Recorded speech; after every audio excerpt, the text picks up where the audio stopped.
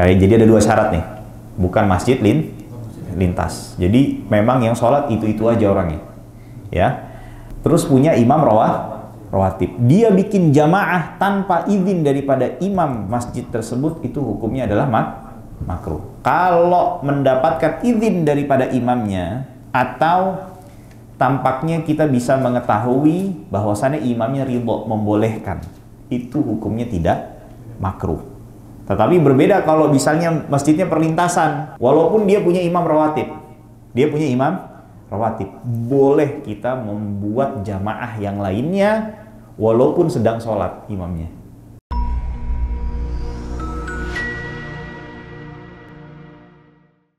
Assalamualaikum warahmatullahi wabarakatuh. Innal hamdalillah nahmaduhu wa nasta'inuhu wa nastaghfiruh wa natubu ilaihi wa nastahdihi wa na'udzu billahi min shururi anfusina wa min sayyiati a'malina. Man yahdihillahu fala mudilla lahu wa man yudlil fala hadiya lahu. Asyhadu an la ilaha illallah wahdahu la syarika lahu wa asyhadu anna sayyidana wa nabiyyana Muhammadan abduhu wa rasuluh. Allahumma salli wa sallim ala abdika wa rasulika Muhammadin wa ala alihi wa sahbihi wa man tabi'ahum bi ihsanin ila yaumiddin. Qala Allah subhanahu wa ta'ala, ya ayyuhalladzina amanu taqullaha haqqa tuqatihi wa la tamutunna illa wa antum muslimun.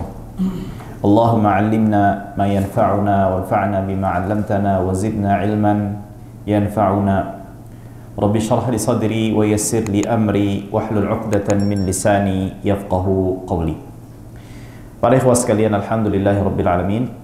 Kita bersyukur kepada Allah Subhanahu wa taala bisa kembali berkumpul di waktu yang diberkahi ini untuk sama-sama melanjutkan kajian kita, pembahasan serta penjelasan kitab Al-Yaqut An-Nafis fi Madhhab Ibn Idris karya As-Sayyid Ahmad Ibn Umar Asy-Syatiri rahimahullahu ta'ala.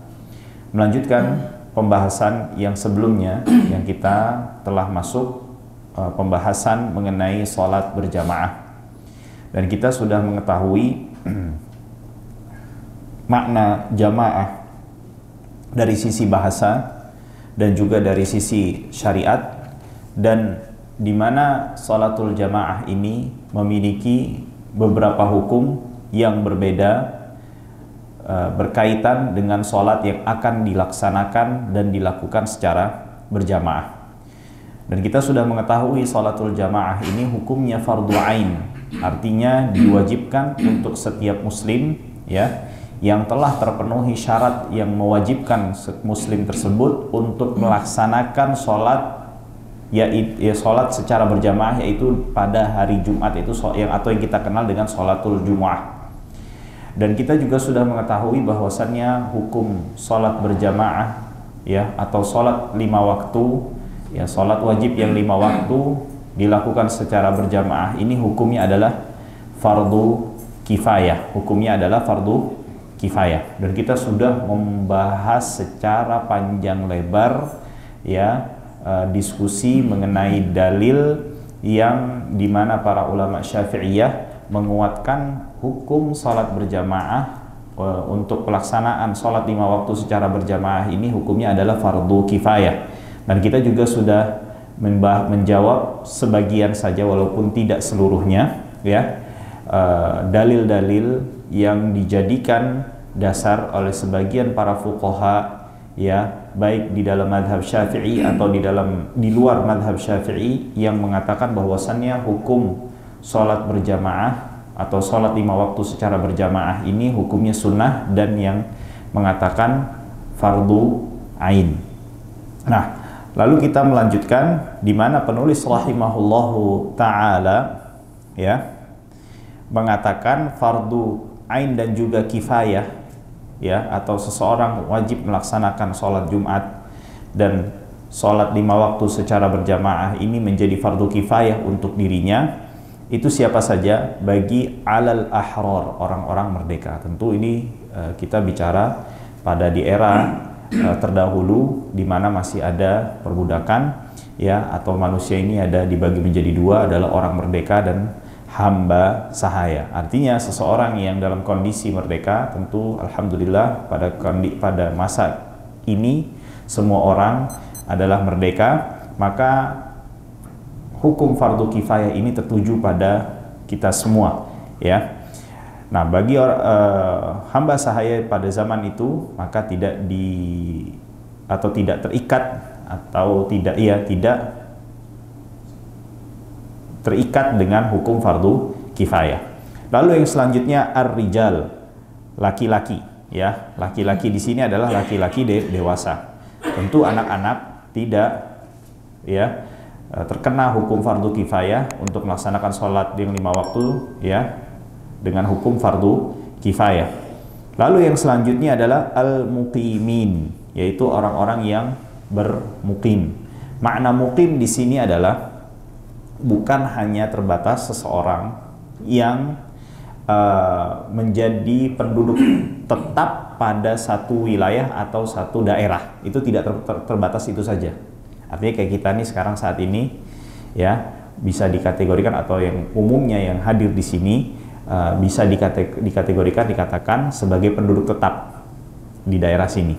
Tetapi makna mukim juga mencakup seseorang yang tinggal di satu daerah atau telah merencanakan untuk tinggal di satu daerah 4 hari lebih, ya, 4 hari ke atas.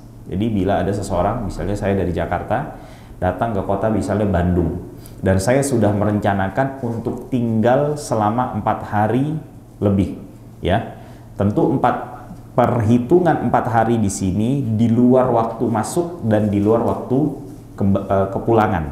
Jadi totalnya berapa? Bila dihitung dengan waktu masuk dengan waktu kepulangan 6 hari. Jadi bila saya sudah merencanakan 6 hari berada di Bandung, maka saya terhitung sebagai seorang mukim, yang artinya kewajiban fardu kifayah untuk melaksanakan sholat 5 waktu secara fardu kifayah ini juga tertuju pada saya juga, ya. Jadi itu maknanya al-muqimin. Nah, artinya juga orang-orang yang sedang safar ini tidak tertuju hukum fardu kifayah pada dirinya.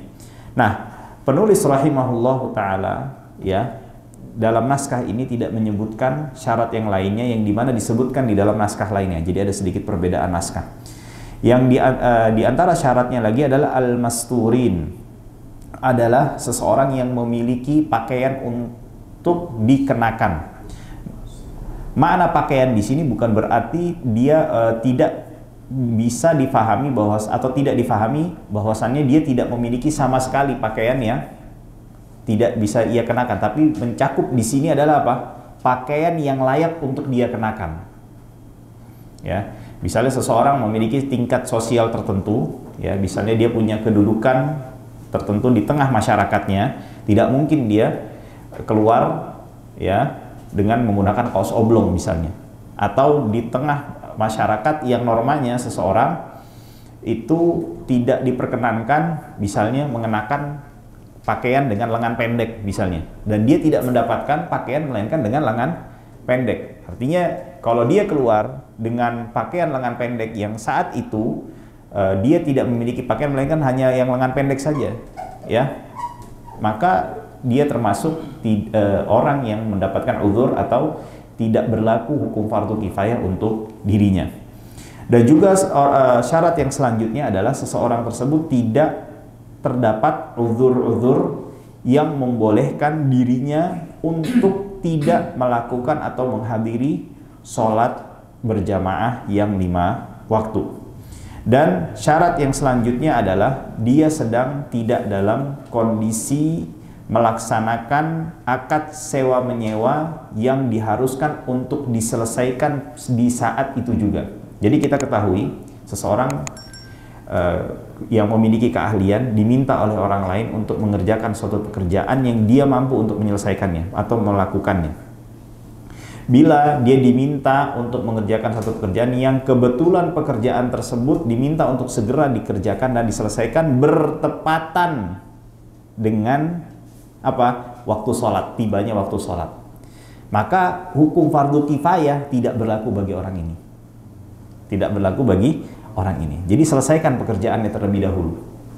Maka itu kita juga melihat sahabat Nabi Muhammad SAW, ya, disebutkan dalam satu riwayat ada seorang sahabat, ya, yang dimana dia melaksanakan sholat 5 waktu atau sholat asar secara khusus di sini bicaranya atau pembicaraannya bersama Nabi Muhammad SAW. Setelah beliau selesai melaksanakan sholat asar, beliau kembali ke tempat asalnya, di mana dia berada di pinggiran kota Madinah, yang dimana umumnya di pinggiran tersebut banyak kebun kurma.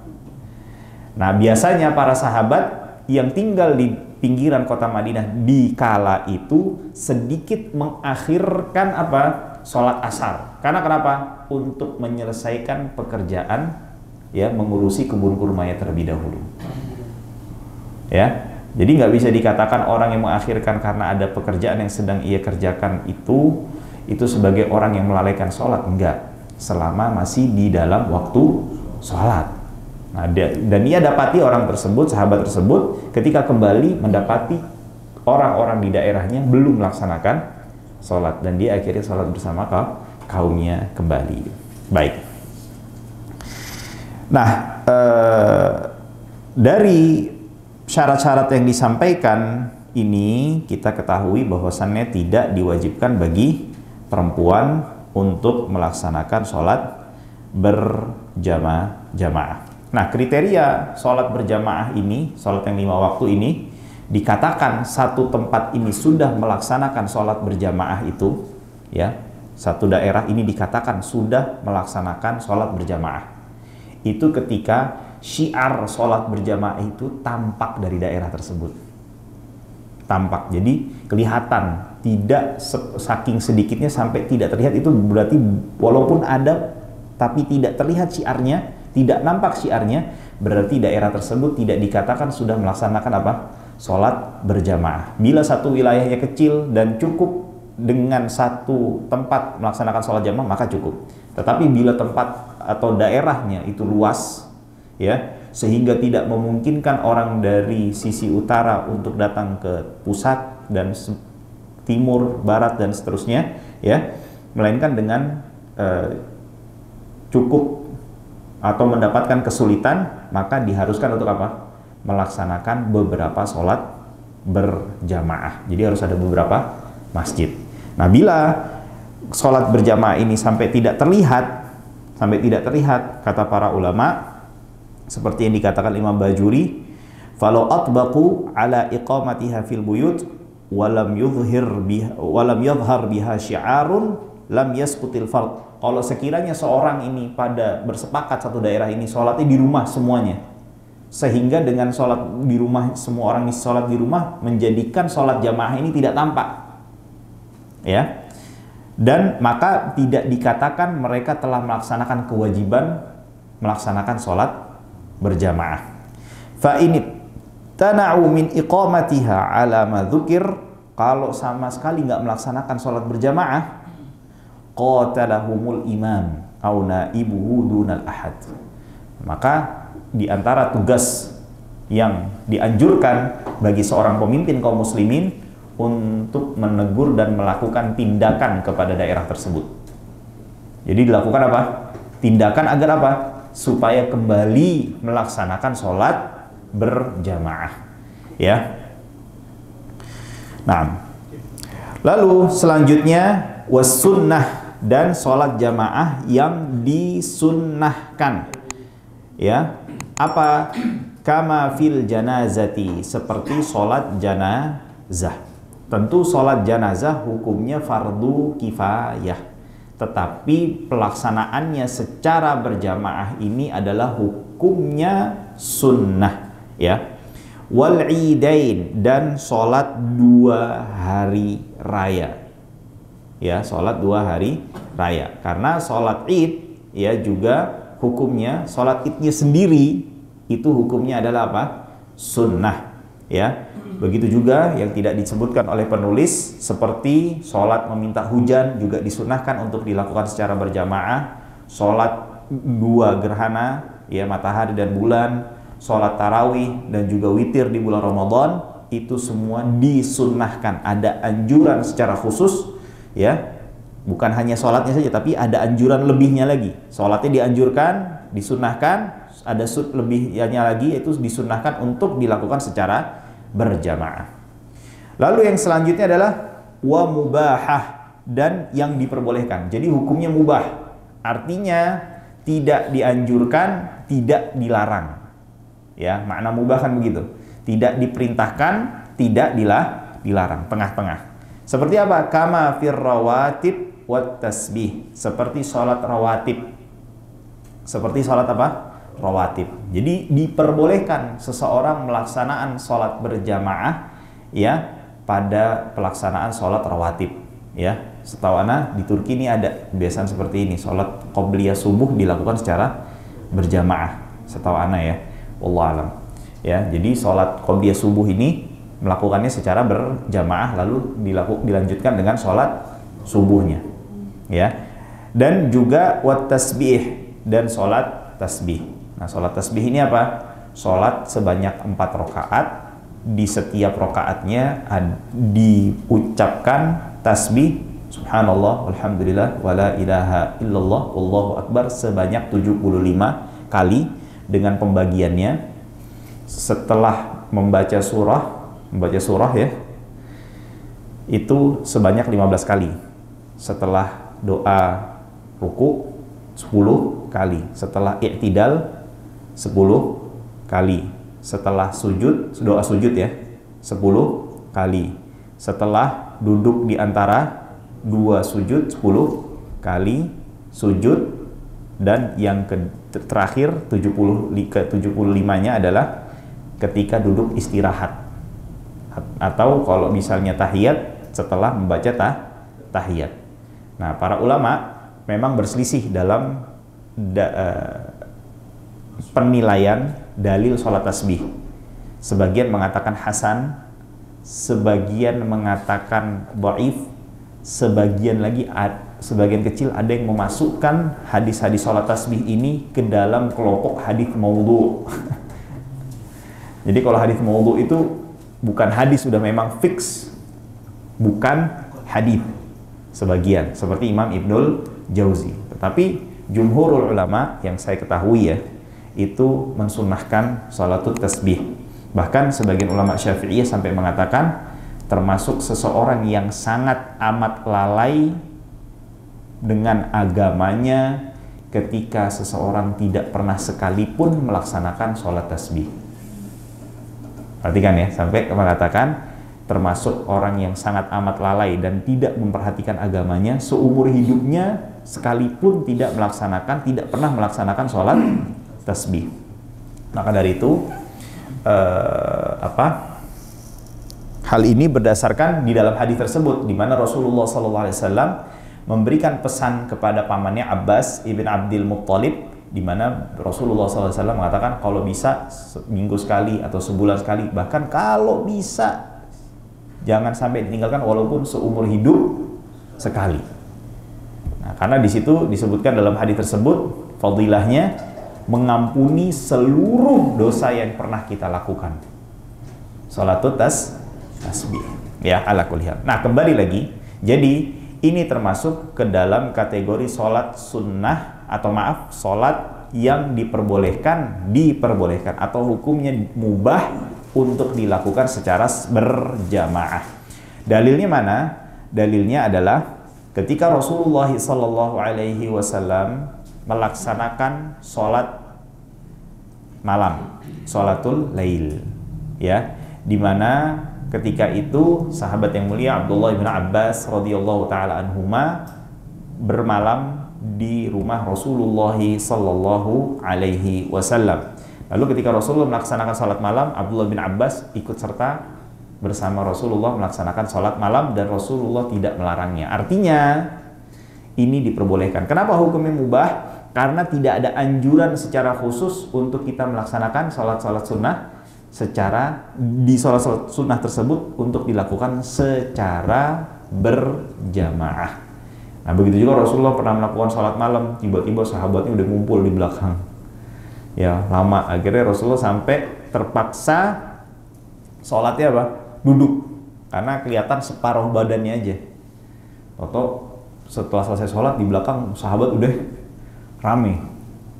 Wah, karena takut Rasulullah jadi tambah banyak, akhirnya takut ke depannya disalahartikan bahwasannya sholat malam ini wajib. Akhirnya Rasulullah sampai menutup dirinya agar tidak terlihat oleh para sahabat. Nah, jadi Rasulullah tidak melarang, tetapi kekhawatiran saja takut disalahartikan bahwasannya sholat berjamaah atau sholat malam dilakukan secara berjamaah ini hukumnya adalah wajib. Baik. Lalu yang selanjutnya wa makruhah, dan yang dimakruhkan, artinya seseorang melakukan sholat jamaah, sholat yang nanti akan disebutkan ini secara berjamaah, ini hukumnya adalah makruh. Seperti apa? Kama fil ada'i khalfal qada wa aksihi, seperti seseorang yang sholatnya ada. Sholat ada itu apa? Pelaksanaan sholat dari sisi waktu itu bisa dilihat, bisa dibagi menjadi apakah dilakukan di dalam waktu atau di luar waktu. Kalau di dalam waktu dinamakan sholatul ada. Kalau di luar waktu dinamakan qadha. Ya. Termasuk ada sebagiannya di dalam waktu, sebagian yang lainnya di luar waktu dengan syarat telah dilakukan sebanyak 1 rakaat di dalam waktu. Bisa dipahami ya? Nggak paham. Jadi gini, karena jelaskan aja dengan bicara.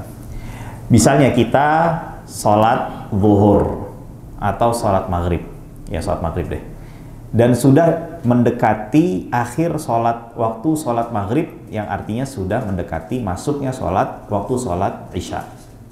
Nah, bila seseorang bisa melakukan 3 rakaat dan masih berada di waktu maghrib, ini nggak ada masalah.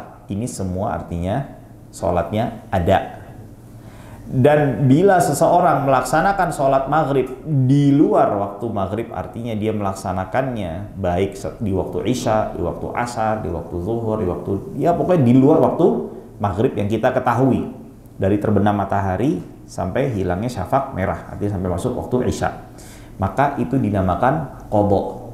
Nah, sekarang permasalahannya, sebagiannya di dalam waktu sholat, sebagiannya lagi ada di luar waktu sholat. Ini diklasifikasikan yang mana? Yang ada apa yang qadha? Apa kita namakan separuh ada, separuh qadha? Nah, memang ada perbedaan pendapat, cuman di dalam mazhab Syafi'i yang mu'tamadnya adalah kalau bisa dilaksanakan 1 rakaat ya. Jadi udah 1 rakaat, udah bangun rakaat kedua nih. Terus baru masuk waktu isya. Nah, maka ini dinamakan atau diklasifikasikan atau dimasukkan sebagai sholatul ada. Tapi kalau kurang dari 1 rakaat, jadi baru ruku rakaat pertama atau duduk di antara 2 sujud di rakaat pertama, belum selesai 1 rakaat kan, maka dia dikategorikan sebagai qadha. Nah, ketika seseorang misalnya sholat maghrib di belakang orang yang qadha dan dia ada nih. Jadi misalnya ada orang selesai sholat maghrib, dia langsung lanjut dengan qadha, dia belakangnya. Atau kebalikannya, orang yang qadha di belakang orang yang ada. Nah, hukumnya adalah makruh. Mengapa demikian?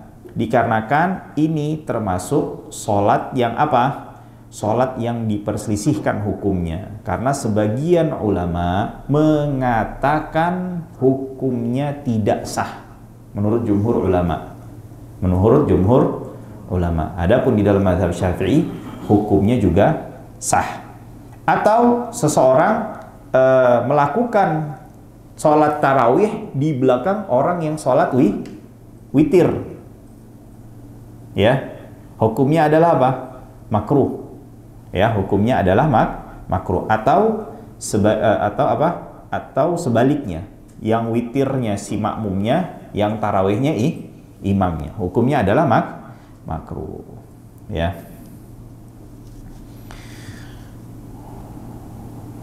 Nah, juga di sini yang hukum berjamaah, yang makruh adalah apa? Sholat berjamaah di masjid yang ya bukan masjid perlintasan dan memiliki imam rawatib. Kayak jadi ada dua syarat nih, bukan masjid lintas. Jadi memang yang sholat itu aja orangnya, ya.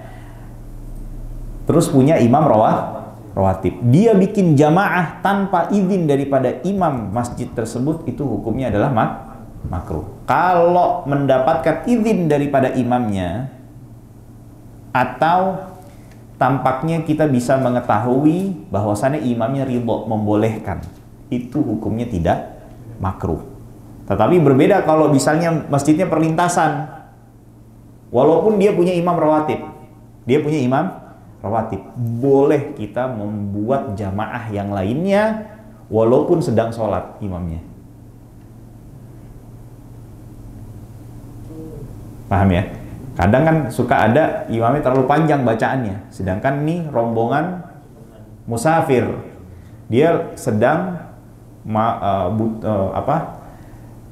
bisa dikatakan terburu-buru, ya, nggak bisa sholat lah lama. Jadi dia sholat sendiri, bikin berjamaah aja, karena ini masjid apa? Masjid lintasan. Nah itu tidak masalah ya, seperti di rest area. Baik. Nah, lalu yang selanjutnya adalah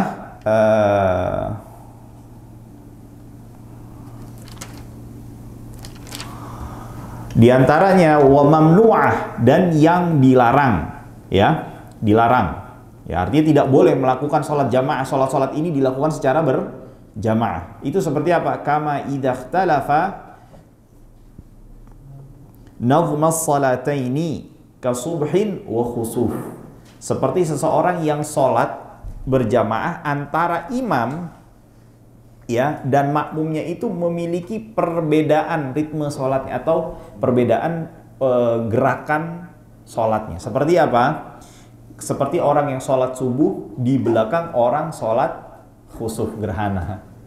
Kan kita tahu orang kalau sholat khusuf, sholat bukan hanya lamanya saja, tetapi ada perbedaan yang mencolok karena dia dilakukan sebanyak 2 rakaat, walaupun sama-sama 2 rakaat antara subuh dengan sholat gerhana. Tetapi sholat gerhana memiliki 4 ruku karena setiap rakaatnya ada 2 kali ruku. Ada perbedaan nggak?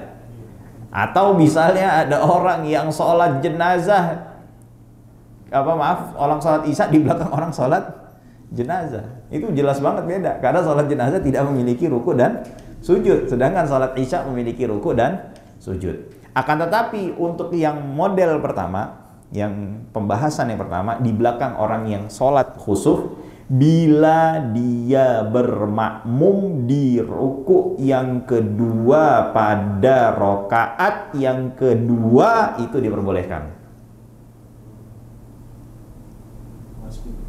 Masbuk. Jadi misalnya ini orang lagi khusuf, masuk dengan niat sholat subuh, tapi hukumnya makruh ini. Ini nggak sampai terlarang, tapi hukumnya apa? Makruh, karena perbedaan niat sholat. Kalau yang tadi dari awal itu terlarang, nggak boleh sama sekali, haram.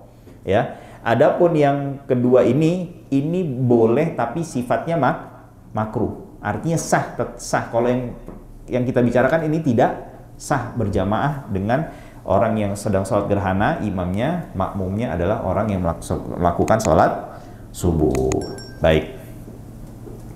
Lalu penulis rahimahullahu ta'ala di awal pembahasan sholat jamaah ini menjelaskan orang yang fardu kifayah ini ketika dia tidak, ya, di naskah yang selainnya, ya, di sebagian naskah itu tidak mendapati uzur jamaah. Jadi penting bagi kita untuk mengetahui uzurnya apa saja. Artinya uzur di sini apa? Tidak memberlakukan hukum sunnah bagi yang mengatakan sholat berjamaah ini hukumnya sunnah. Ini kita bicara 5 waktu, kita persempit untuk yang sholat 5 waktu. Jadi tidak berlaku hukum sunnah padanya kalau ada uzur ini. Tidak berlaku hukum fardu kifayah pada orang tersebut kalau ada uzur di antara uzur-uzur yang akan disebutkan. Makna uzur di sini. Tidak berlaku padanya bagi yang berpendapat atau mengikuti pendapat bahwasannya sholat 5 waktu dilakukan secara berjamaah ini hukumnya adalah fardu ain. Jadi nggak berlaku 3 hukum ini. Dengan 3 pendapat ini bila ada apa? Ada uzur-uzurnya. Nah, lalu penulis rahimahullahu taala mengatakan a'dzarul jumu'ati wal jama'ati katsirah. Uzurnya salat Jumat, artinya yang memperbolehkan seseorang untuk tidak menghadiri salat Jumat dan salat berjamaah ini banyak. Tetapi perlu diketahui ada satu kaidah, ya ini kaidah bicaranya secara global. Apa itu? Uzur yang berlaku pada sholat jamaah itu juga berlaku pada sholat Jumat. Uzurnya sholat jamaah juga berlaku pada uzur sholat Jumat. Bisa dipahami? Bisa, oke. Apa saja itu? Minha, diantaranya al-maradu, ya. Nah, al-marad. Nah, dasar adanya uzur ini sebelum kita melanjutkan adalah sabda Nabi Muhammad SAW yang dikeluarkan Imam Abu Dawud, "Man sami'an nida'a falam ya'tihi fala salata lahu illa min udhrin." Siapa yang mendengar panggilan azan lalu dia tidak mendatangi azan tersebut, maka tidak ada salat. Maksudnya tidak sempurna, tidak afdol. Ya. Tidak afdol salat kecuali adanya uzur. Baik. Yang pertama adalah al-maradu, ya. Adanya marad, yaitu sakit. Ya.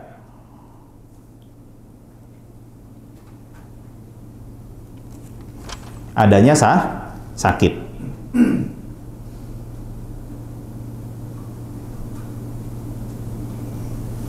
Nah, sakit di sini adalah sakit yang menjadikan seseorang ya itu tidak mampu untuk hadir sholat jamaah, bukan ya anget-anget dikit gitu atau meriang-meriang sedikit, tidak mengganggu aktivitasnya, ya itu nggak ada masalah, itu bukan menjadi uzur. Artinya dia kalau sampai menghadiri sholat berjamaah dia akan merasakan kondisinya sangat amat berat. Sangat kesulitan, ya. Nah, hal ini juga berdasarkan sebuah hadis di mana Rasulullah sallallahu alaihi wasallam, kata Anas bin Malik, lam yakhrujin nabiyyu sallallahu alaihi wasallam, ya.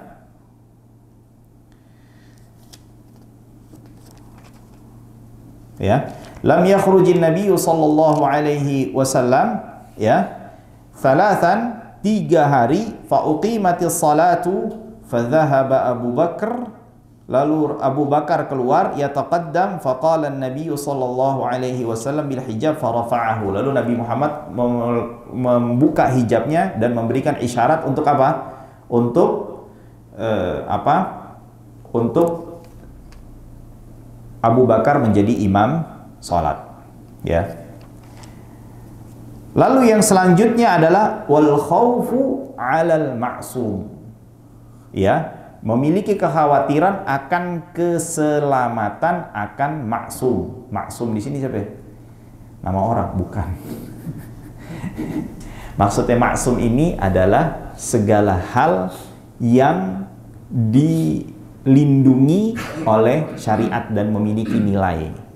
Ya, segala hal yang dilindungi dan memiliki nilai di sisi syariat. Seperti apa?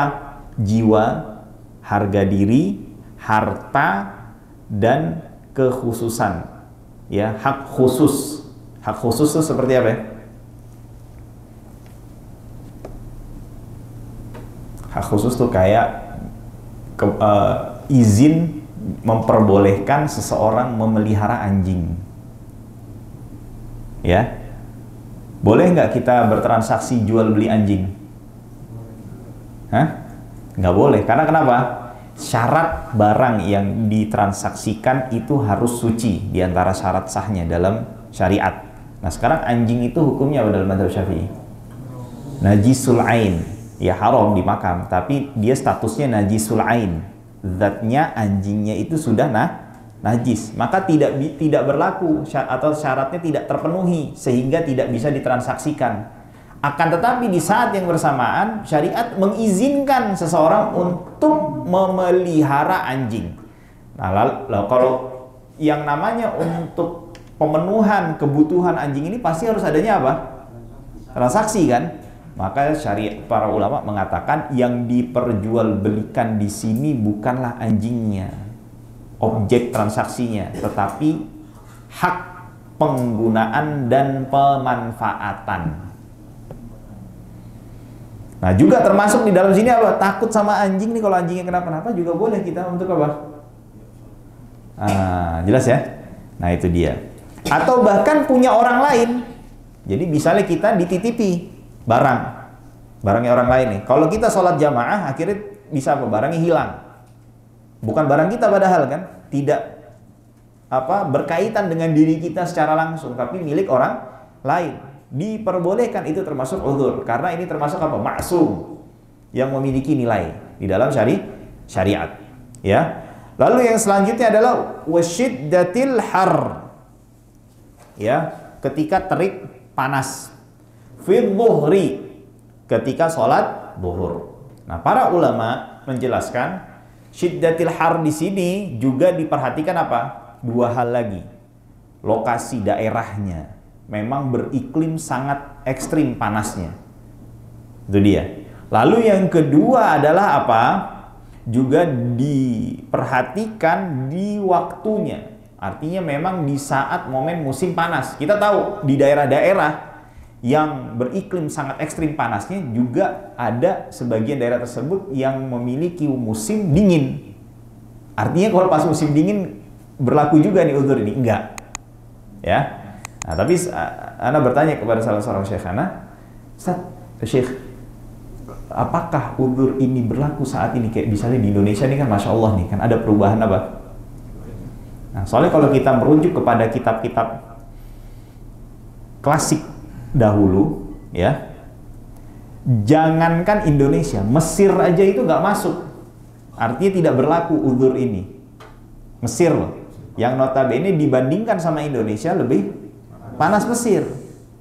Ya, perhatikan nih. Nah, Syekh mengatakan, ya ibaratnya jangan terpaku pada contoh. Contoh itu diberikan sesuai dengan zaman penulisnya.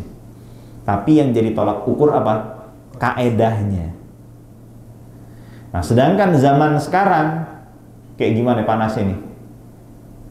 Betul, mungkin suhunya mungkin 35, tapi rasanya kayak 45. Bener kan? Nah, kata beliau Indonesia berlaku. Kata beliau apa? Berlaku. Jadi artinya kita diperbolehkan untuk apa?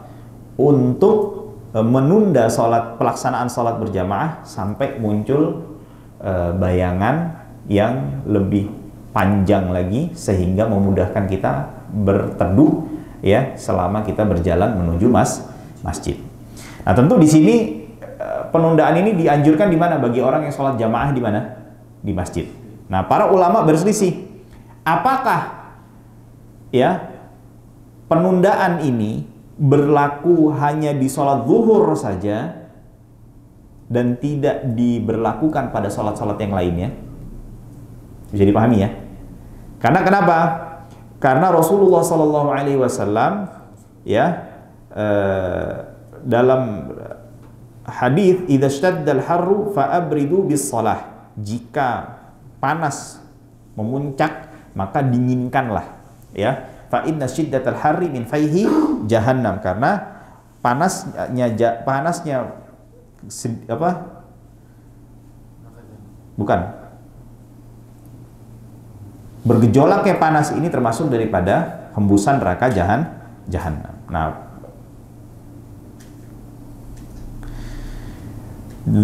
Imam Romli berpendapat bahwasannya tidak hanya dikhususkan waktu zuhur. Jadi kalau misalnya waktu asarnya, wah, Masya Allah, tabarakallah, ya, itu juga dianjurkan untuk diakhirkan. Nah, akan tapi Imam Ibnu Hajar Al-Haytami mengatakan apa? Mengatakan hanya berlaku pada sholat zuhur. Baik. Lalu yang selanjutnya adalah wasyiddatul bard, ya, ketika puncak dingin, ya, suhu dinginnya memuncak. Jadi itu termasuk apa? Termasuk uzur yang memperbolehkan kita untuk tidak menghadiri sholat jamaah. Lalu yang selanjutnya wa tamridu man la muta'ahhida lahu, merawat seseorang yang tidak ada yang merawatnya. Jadi seperti perawat, ya, kan ada sif-sifan itu. Karena tidak jarang di saat-saat tersebut bisa jadi ada pasien yang butuh pemantauan yang cukup ketat. Kalau nggak dipantau, takutnya dia sholat jamaah terus tahu-tahu ada kondisi darurat tidak sempat ditangani, akhirnya bisa mengakibatkan sebuah kondisi yang fatal atau bisa menghilangkan nyawa. Nah, maka dari itu para ulama mengatakan ini termasuk bagian daripada uzur. Nah, tadi kita agak kembali sedikit ya. Khawatir akan suatu hal yang dilindungi, termasuk harta. Jadi masuk di sini petugas keamanan. Ya, security. Jadi nggak ada masalah tuh security untuk Walaupun sering, sering. Misalnya dalam 1 bulan dia kebagian nggak sholat Jumat misalnya 2 kali, atau bahkan 3 kali, nggak ada masalah. Karena kenapa? Karena ada uzur. Dia meninggalkan Jumat bukan tanpa uzur. Nah, adapun ancaman-ancaman bagi seseorang yang meninggalkan Jumat ini ditujukan bagi mereka yang meninggalkan sholat Jumat bukan karena uzur. Ya. Lalu yang selanjutnya adalah wa kaunuhu ya'nasu bihi, ya. Atau seseorang yang sedang sakit ini merasa dengan kehadirannya itu menjadi lebih tenang walaupun ada yang merawatnya. Karena tidak semua orang yang dirawat oleh seseorang, orang sakit dirawat oleh seseorang itu kadang psikologisnya belum tentu bisa merasa nyaman dengan kehadiran seseorang yang bisa membuatnya menjadi nyaman walaupun itu bukan orang yang merawatnya. Maka dari itu para fuqaha mengatakan orang yang kayak gini aja nih, walaupun ada yang merawat ini, ya, ketika dia datang menyambangi kerabatnya, kawannya atau siapapun yang orang yang dia kenal, dengan kehadirannya menjadikan dia merasa tenang, ya, psikologinya lebih stabil, psikisnya lebih stabil, itu memperbolehkan untuk dia tidak menghadiri sholat berjamaah. Lalu yang selanjutnya wa isyraful qaribi 'alal maut, ya,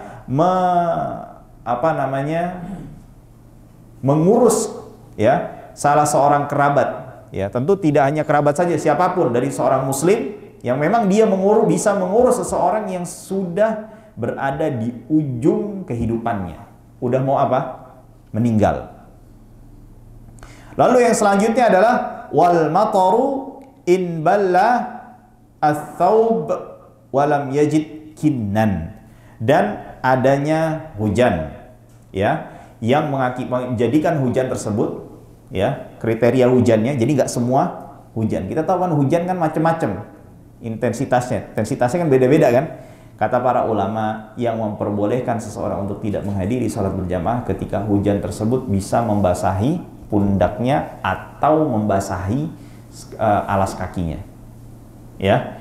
Nah itu dia. Jadi kalau intensitasnya begitu, itu termasuk dalam hujan yang memperbolehkan untuk tidak menghadiri sholat berjamaah. Bahkan Rasulullah SAW memerintahkan dalam hadis yang diriwayatkan Imam Al-Bukhari dan juga Imam Muslim kepada seorang muadzin bila dalam kondisi angin kencang, hujan deras, ya, hujan itu dikatakan deras, dikategorikan sebagai hujan deras, untuk mengumandangkan ala sallu fir rihal, hendaklah salatlah kalian di mana?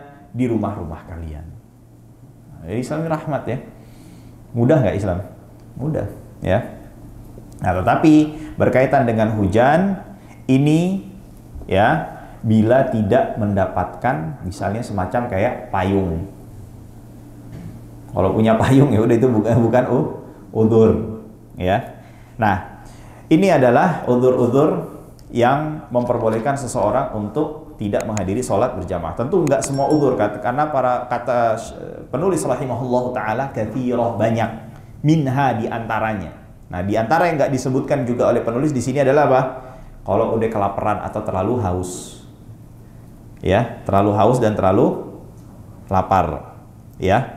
Dan sudah dihidangkan makanan atau makanan sebentar lagi akan dihidangkan dengan syarat orang ini sangat menyukai makanan tersebut. Karena kenapa? Kalau dia sholat, dikhawatirkan akan apa? Menjadikan kekhusyuannya itu jadi menghilang, berkurang, atau bahkan sampai menghilang karena terpikir, teringat, terngiang dengan makanan yang dihidangkan. Lalu yang selanjutnya adalah diantara uzur yang memperbolehkan seseorang untuk tidak menghadiri sholat berjamaah adalah menahan buang hajat, buang air kecil ataupun buang air besar. Lalu yang selanjutnya adalah memakan makanan yang bisa menyebabkan aroma yang tidak sedap. Ya. Nah ini, tapi untuk yang ketiga ini ada syarat yang harus dijaga. Yang pertama adalah selama dia tidak memiliki alternatif makanan yang lainnya. Nah ini hati-hati nih bagi yang merokok nih. Ya. Kalau misalnya ada rokok yang baunya tidak terlalu menyengat, maka dia harus ganti rokoknya supaya bisa hadir sholat jamaah. Tapi kalau ada dia nggak konsumsi itu, maka dia nggak jadi uzur tuh. Kan bisa pakai rokok itu, kenapa pakai rokok ini? Bisa dipahami ya. Nah, lalu yang kedua adalah dia tidak menyengaja mengkonsumsi makanan tersebut untuk tidak agar tidak sholat jamaah, ya. Ya, tidak sengaja. Lalu yang ketiga adalah kesulitan dalam menghilangkan aroma yang tidak sedap tersebut. Nah, ini adalah beberapa uzur. Nah, ada satu masalah yang tadi terlewat oleh Ana, ya, berkaitan dengan sholat jamaah yang dimakruhkan. Sholat jamaah yang dimakruhkan. Ya. Di antaranya adalah dimakruhkan seseorang bermakmum dengan imam yang mubtadi', ahli bid'ah. Jadi kalau imamnya seorang mubtadi' itu dimakruhkan. Mengapa demikian? Karena menurut sebagian ulama dari kalangan Hanabilah dan kalangan Malikiyah, tidak bolehnya bermakmum dengan seseorang yang fasik. Seseorang yang fasik. Nah, di antara penyebab fasik terbesar adalah bid'ah. Bid'ah. Nah, yang dimaksud bid'ah di sini adalah bid'ah di dalam keyakinan. Seperti keyakinan bid'ahnya dari kalangan Rafidhah atau dari kalangan Mu'tazilah atau dari kalangan Mujassimah. Orang yang meyakini Allah Subhanahu wa ta'ala memiliki organ tubuh. Ini ada, betul. Ya, bahkan dan juga yang meyakini bahwasannya Allah Subhanahu wa ta'ala itu ya terkhususkan di satu tempat atau berada di semua tempat. Orang yang meyakini ini termasuk yang dimakruhkan sholat di belakangnya. Bahkan kenapa keluar dari perbedaan pendapat? Karena dari kalangan Hanabilah dan Malikiyah mengatakan tidak sah sholat di belakang orang seperti itu. Ini di kalangan Hanabilah dan Malikiyah. Dan tadi disebutkan mubtadi'. Karena sebelum ke situ, karena kata ulama Hanabilah dan Malikiyah tidak diperbolehkan sholat di belakang orang fasik. Dan kefasikan terbesar adalah bid'ah di dalam keyakinan. Maka dari itu Imam Asy-Syafi'i dalam satu kesempatan pernah didatangi oleh salah seorang tokoh Mu'tazilah. Dia berdiskusi, berdebat sama Imam Syafi'i. Ya. Lalu setelah perdebatan ini selesai, Hafiz Al-Fard ini pergi dari majelisnya Imam Syafi'i. Lalu Imam Syafi'i mengatakan apa? Sekiranya ini Hafiz Al-Fard ini secara personal, pribadinya baik orangnya. Secara ibadahnya, pendekatan diri baik, ya. Tapi dia punya masalah satu doang keyakinannya yang dinilai oleh para ulama sebagai keyakinan yang bid'ah. Ya. Lalu kata Imam Syafi'i, Ini bisa dicek di dalam kitab Manaqibus Syafi'i lil Imam Al-Baihaqi. Bisa dicek di situ. Sekiranya orang ini ya dibandingkan atau memiliki dosa, semua dosa yang ada ya dilakukan oleh orang ini, zina, merampok, apalah dosa yang kita ketahui ini dilakuin sama orang ini, semuanya dikerjakan sama orang ini. Tentu selain dosa syirik dan dosa apa? Dosa bid'ahnya ini ya, dibandingkan dengan dosa bid'ahnya orang ini saat yang ada pada dia saat ini, itu jauh lebih ringan. Jadi dosanya, semua dosa yang dia kerjakan, semua dosa bisa dia kerjakan ini, merampok, zina dan segala macam itu ya, itu lebih ringan kata Imam Syafi'i daripada dosa apa? Bid'ah di dalam keyakinan, dalam akidah. Nah, maka dari itu para ulama mengatakan penyebab terbesar seseorang menjadi fasik itu adalah apa? Bid'ah di dalam akidah. Bahkan Imam Al-Ghazali lebih lanjut lagi mengatakan orang dari kalangan ahlus sunnah wal jamaah yang biasa-biasa aja ibadahnya dibandingkan dengan seorang ahli ibadah dari kalangan ahlul bid'ah itu jauh lebih apa? Jauh lebih afdol. Ya. Karena kenapa? Seseorang yang punya keyakinan yang bid'ah di dalam keyakinannya, memiliki bid'ah di dalam keyakinannya, itu menjadikan merubah agama. Ya, merubah agama. Keyakinannya harusnya A, dia bilang jadi B. Nah, itu sama saja dia apa? Iftira 'alallahil kadzib. Ya, mengada-ada atas nama Allah. Jadi seakan-akan dia mengatakan apa? Allah loh yang menyuruh kita untuk meyakini ini, padahal di saat yang bersamaan Allah tidak menyuruh untuk meyakini hal yang dia sampaikan. Ya. Baik. Masalah terakhir yang mau disampaikan pada pertemuan kali ini, ya. Para ulama menjelaskan bagi siapa saja seseorang yang mendapati uzur tidak bisa melaksanakan sholat jamaah, ya, itu pahala sholat jamaahnya akan tetap dicatatkan bagi dirinya. Ya, hal ini berdasarkan sabda Nabi Muhammad SAW dalam sebuah hadis yang dikeluarkan oleh Al-Imam Al-Bukhari, "Idza maridal 'abdu aw safar," jika seorang sakit atau dia sedang bepergian. Ini kan uzur nih. "Kutiba lahu mithlu ma kana ya'malu muqiman sahihan." Maka dia akan tetap dituliskan pahala-pahala yang biasa dia kerjakan di saat dia tetap berada di rumahnya, ya, atau di daerah tempat di mana dia tinggal, atau di saat dia dalam kondisi sehat. Nah, tapi pahala ini, keutamaan ini ada 4 syarat. Pertama, ya, dia sudah memiliki niat untuk melakukan sholat jamaah walaupun dia dalam kondisi sakit. Dia tetap hadirkan untuk apa? Niat untuk melakukan sholat jamaah. Maka dari itu Al-Imam Al-Buwaiti, ini kisah sedikit, murid daripada Imam Syafi'i. Tahu Imam Al-Buwaiti ini? Imam Buwaiti ini, jadi Imam Syafi'i itu punya murid di Mesir yang paling unggul itu 3. Al-Buwaiti, Rabi' ibn Sulaiman Al-Muradi, dan yang ketiga adalah Muzani. Ini yang paling unggul nih. Tapi di antara 3 ini yang paling faqih, yang paling alim, Al-Buwaiti. Maka itu Imam Syafi'i kan beliau punya firasah yang kuat. Ketika ketika berada di ujung kehidupannya, beliau tuh kayak ngasih tahu ini firasatnya beliau atau apa saja. Beliau mengatakan, "Buwaiti, engkau adalah pengganti majelisku. Ya. Muzani, engkau adalah penolong mazhabku." Artinya dengan Muzani inilah tersebar mazhab Syafi'i. Nah, ini kejadian semua ucapan Imam Syafi'i.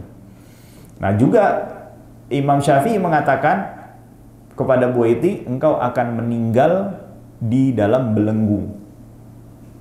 Engkau akan wafat di dalam belenggu. Setelah Imam Syafi'i wafat, terjadilah fitnah khalqil Quran. Insyaallah udah pernah dengar dari Ustaz Ikrimah ya. Fitnah yang ketika itu salah seorang khalifah atau khalifah di satu masa mengharuskan seseorang atau setiap kaum muslimin berkeyakinan bahwasannya Al-Quran adalah makhluk. Siapa saja yang nggak menyelisihi perintah ini nanti dipenjara, bahkan sampai dihukum mati. Di antara yang kena adalah siapa? Imam Al-Buwaiti. Nah, Imam Buwaiti ini akhirnya dibawa ke Baghdad dan beliau dipenjara dengan dirantai di leher, tangan, dan kakinya. Nah, artinya dia bisa nggak untuk sholat tuh berjamaah? Nah, tapi menariknya Imam Al-Buwaiti ini setiap mendengar azan Jumat, ya, beliau jalan keluar menuju pintu penjaranya. Nah, lalu kata petugas penjaranya, kembali, kamu nggak akan diizinkan untuk keluar. Nah, lalu beliau mengatakan, ya Allah, aku telah menjawab panggilanmu, akan tetapi mereka menghalangiku untuk menjawab panggilanmu. Nah, dari sini berarti artinya apa? Ada uzur, tapi bukan hanya uzur aja, tapi dia juga ada apa? Ada niat untuk mendatangi sholat jamaah. Nah, lalu yang syarat yang kedua adalah orang-orang yang memang sudah biasa sholat berjamaah. Jadi kalau nggak biasa sholat berjamaah, ya udah dia sakit, sama aja sakit dan sehatnya dia aja, nggak bakal dicatat pahala jamaah. Lalu yang ketiga adalah uzur yang dia dapati bukan karena perbuatannya, Misalnya ada orang, ya nas'alullah as-salamah, mabok terus sampai pingsan berapa puluh jam, tidur apa jadi uzur nih? Enggak, karena kenapa ya? Dia mabok. Tapi kalau misalnya dia kondisi lagi kurang sehat terus minum obat, ternyata obatnya ini mengandung obat tidur yang cukup kuat, akhirnya sampai tidur beberapa jam, sampai akhirnya dia melewati beberapa waktu sholat, maka dia dikatakan apa? Uzur. Lalu yang keempat adalah tidak memungkinkan bagi dirinya untuk melaksanakan sholat berjamaah di rumah. Jadi dia nggak dapat teman sholat jamaah.